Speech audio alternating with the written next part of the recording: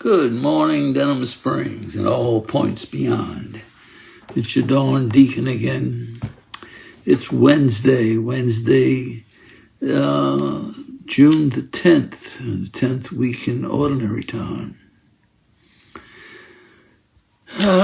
Today's lesson, what do we have today in today's lesson? Today's lesson is about sacrifice, specifically animal sacrifices, compared to Jesus' sacrifice. Any sacrifice is not complete until God sanctifies it, until he accepts it, blesses it. And any sacrifice is meant to establish a connection with God, first between the victim and God, and the blessing and sanctification, and then through that connection, one develops between God and whoever is offering the sacrifice. Elijah's sacrifice was sanctified or accepted when God sent down the fire to consume it, and the victim rises to God as a sweet odor. The first lesson today is that only God can sanctify us. He can sanctify a sacrifice. We can only destroy something. We can offer it up, but we can't make it holy.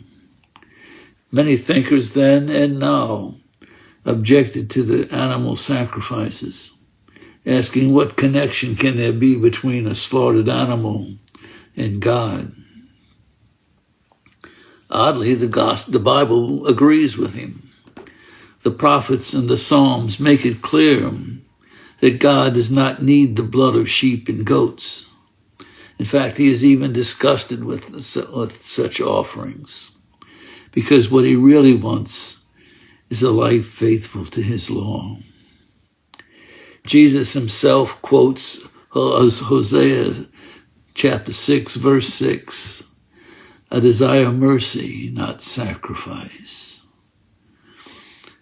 in Matthew 9:13. Note that Jesus did not abolish animal sacrifices. What he did was fulfill the sacrifices by offering the perfect sacrifice of his body and blood. He was the victim that truly died, and his death was transformed into a sacrifice by the Holy Spirit, who is a true fire from heaven that transforms and sanctifies everything. In the Old Testament, sacrifice was a sublime gesture, not a curse. The victim was honored, glorified, sanctified. The acts were performed in an established ritual in places consecrated for that purpose. Jesus, however, dies outside the city gates, rejected by men and apparently abandoned by God himself. Nothing seemed holy or sanctified about his sacrifice until the Holy Spirit made Jesus' death the most perfect sacrifice, the sacrifice to end all sacrifices, by his resurrection and his ascension into heaven. He rose to heaven in what was the term? Sweet odor. Does that remind you of incense? Is that what we use incense to have a sweet odor rising to God? Maybe. I have to ask somebody about that.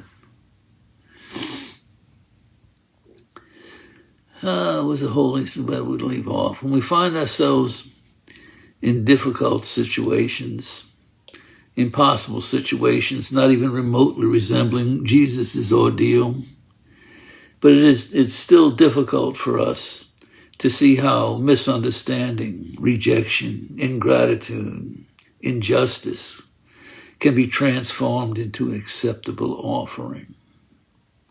Our first reaction is to rebel against God and man. I don't want this. Get this out of here. Get me away from this.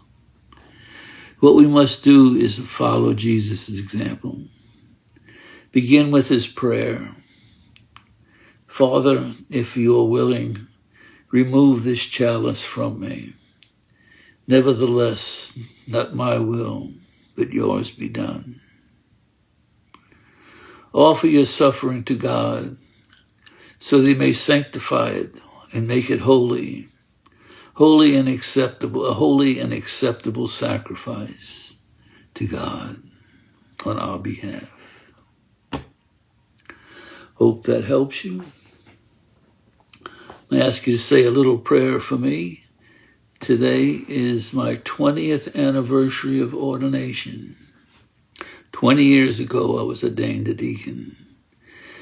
Pray for me. Give me the grace and strength to keep on going, keep on keeping on. Till next time, stay safe and God bless.